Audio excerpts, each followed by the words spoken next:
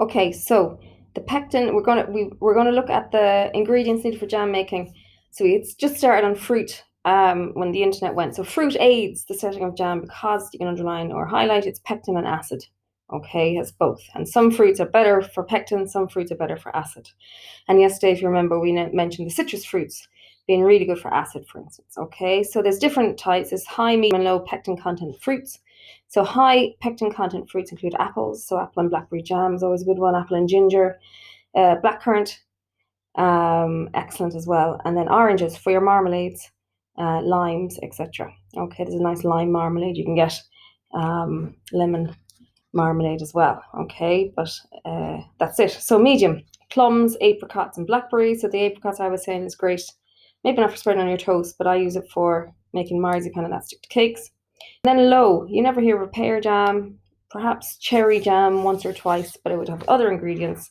And then raspberries, even though they're low, it's a very popular jam. So obviously they would add a good bit of acid via maybe lemon juice to make that. Fruit should be clean and free from blemishes or bruises, otherwise an inferior quality jam, poor quality jam will result. So you can underline this, good quality, ripe. Remember Mary Berry said that yesterday, it have to be ripe or slightly, just turning ripe, I suppose would be good. High pectin and acidic fruits produce the best results. Okay, so sugar is next. And the sugar, you can underline this as well, preservative and a sweetener. So we talked about our additives before. Sugar has a dual role in jam making. Sugar preserves jams because it creates a concentrated sugar solution causing water to be drawn out of the microbial cells by osmosis to equalize the low water solution. And this dehydrates microbial cells, causing them to die. So I'm after doing that out on the whiteboard. I'll have it up on the Teams. Okay, weigh sugar accurately because 65% sugar is necessary to inhibit microbial growth. Or use granulated sugar or a jam sugar, which is called Sure Set. So let me see, here we go here. All right, so this is the one I would use if I'm making. So it's Sure Set jam sugar, and all of these do the same thing. Yeah, the jam is yellow in color because it is coated in pectin. Okay, and you're guaranteed then that the jam is sure to set, hence the name for that. So you might have seen that before. There's another one we get in Cross Malina sometimes when we're making jam at school is the gem jam sugar as well, which is similar, different packaging obviously, but it's coated. The sugar is coated in pectin. Okay, and sugar is very important because it's a sweetener and a preserver as well. Okay, now the pectin. It's a polysaccharide. Okay, it's found in the cell walls of ripe. That's your keyword there, ripe fruit. This helps the successful setting of jam. In underripe fruit, the pectin is not pectin, it's protopectin. Okay, and you can convert it into pectin. You can make it change to pectin by adding acid, so addition of lemon juice. In overripe fruit, it is in the form of pectic acid, so it has changed chemically into pectic acid, and this is no good. You will not make a good jam with overripe fruit, okay, because the pectin levels are gone. If using underripe or low pectin fruits, you can add extra, so that's a misprint there, extra pectin by, firstly, you can mix them with a high pectin fruit like apples. So you could do apple and raspberry jam together there. You could add a commercial pectin like Certo. So I have that up here as well. So this is your Certo. You can buy bottles of pectin it's extracted from apples. You can buy it in powder form in the health food shop as well and add it in. So there's loads of different ways you can buy it there. But Certo is probably the best. Or the last point there, it says use, that's the gem one I use there. They sell it in Cross Malina in the centre. Okay, you can use your Sure Set sugar as well. But pectin is an irreplaceable part of jam making. You cannot leave it out. And finally then the acid. Acid releases pectin from the cell walls of fruit, and this helps the successful setting of jam. So some fruits, like oranges, already have a high acidic content, so extra acid is not needed. But fruits with a low acid content require the addition of extra acid like lemon juice. So as I said, you always throw in a spoon if you're making raspberry or strawberry jam. And then acid improves the colour and flavour of jams and it helps prevent crystallization. Crystallization is where the sugar goes hard, like a boiled fruit sweet or a soother, and it gets crunchy. Okay, and there's a couple of reasons it can happen, but acid prevents that or helps prevent that from happening. Okay, so these are 4 very important factors when it comes to jam making. Okay, so did you know a test can be completed to find out the pectin content of fruit by boiling fruit in water and then adding 3 tablespoons of methylated spirit, you can buy that in a chemist, to 1 tablespoon of the created fruit juice. And this will cause a clot to form, a lump. So if there's one big firm clump after you add the methylated spirits, the fruit has a high pectin content. If it has 3 to 4 little clumps, which are firm, it is a medium pectin content. But if there's little clumps that have really formed into a big one, it is a low pectin content. Okay. So we looked at the jam making preparation yesterday. Okay. Sorry, no, this is not working for me at all today. So this is your method. I'm going to let you read through that yourself. You can go back on the Mary Berry clip as well, if you so wish. Okay, again, I'll double check I posted that, but if I haven't, I'll do it again.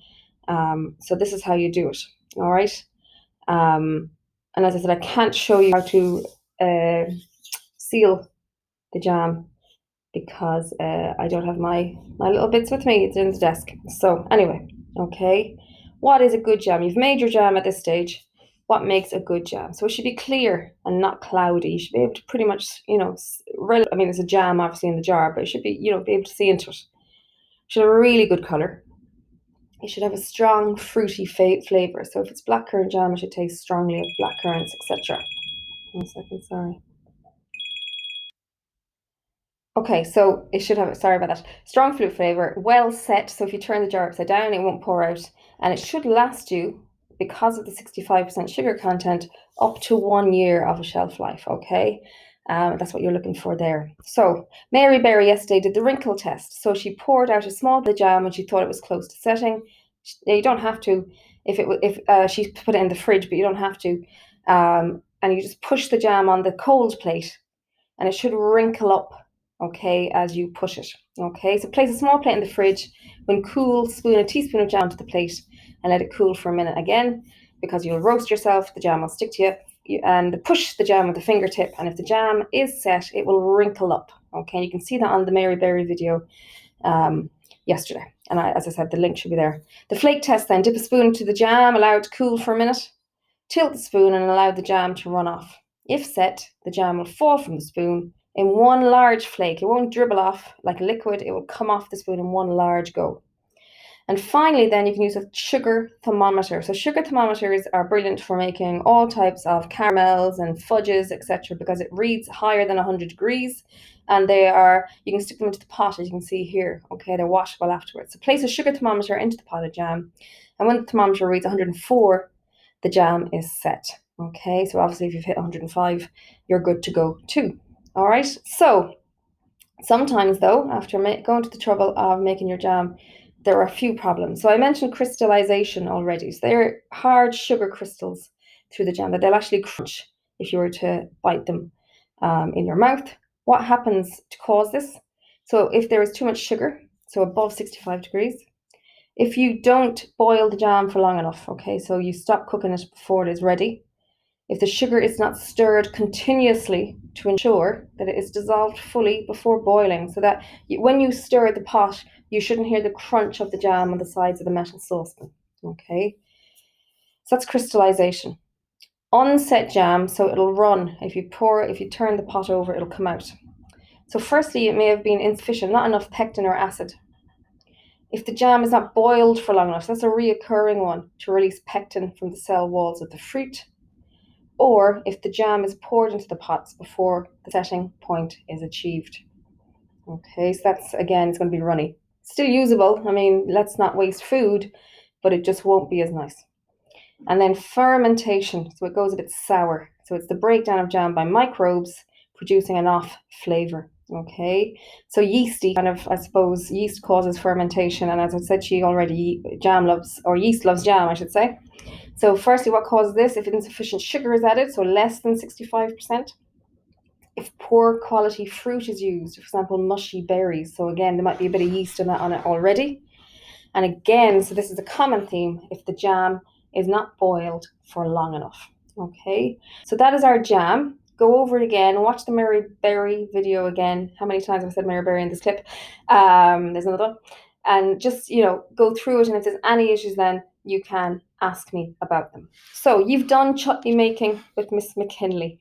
Okay, I'm going to post a video of how to make the chutneys. All right, so this is boiling fruit and veg in this case, as opposed to just fruit, and it's a mix of sugar, it's a mix of vinegar, and it's a mix of spices. So chutneys have a characteristic sweet and sour flavor, and that gets less acidic or sharp as it gets older. Okay, so it mellows with age. So this is your big question here, the underlying principle. How does chutney making work, basically? So how does it preserve the fruit and veg? So you boil fruit and veg at 100 degrees, and then you simmer to destroy microorganisms and inactivate enzymes. Okay, so the microorganisms and the enzymes are destroyed by the high temperatures. And as well as that, then it also helps to soften the fruit and veg by breaking down their cell walls. And that's key there. Both jam and chutney making, you need to soften those cell walls.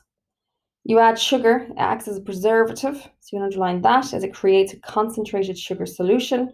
So osmosis occurs then. The water is drawn out of the microbial cells by osmosis. This equalizes the low water solution. So this dehydrates microbial cells, and this causes them to die. Okay. And then the vinegar part, it acts as a preservative because it lowers the pH.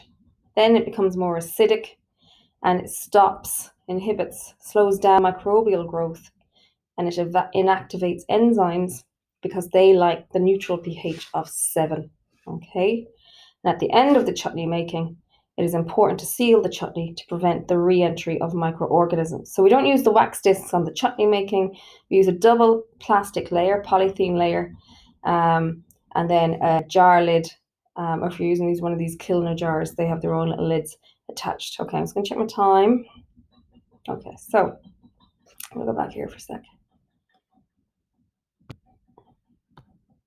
So you've done your method before, okay? Equipment is the same as jam making, but you use a wooden spoon and a plastic funnel, okay? Don't use metal, because metal reacts with the acid and it may cause the chutney to get an unpleasant taste. As I said there, don't use the cellophane as they allow evaporation. Usually a double layer of plastic will do, okay?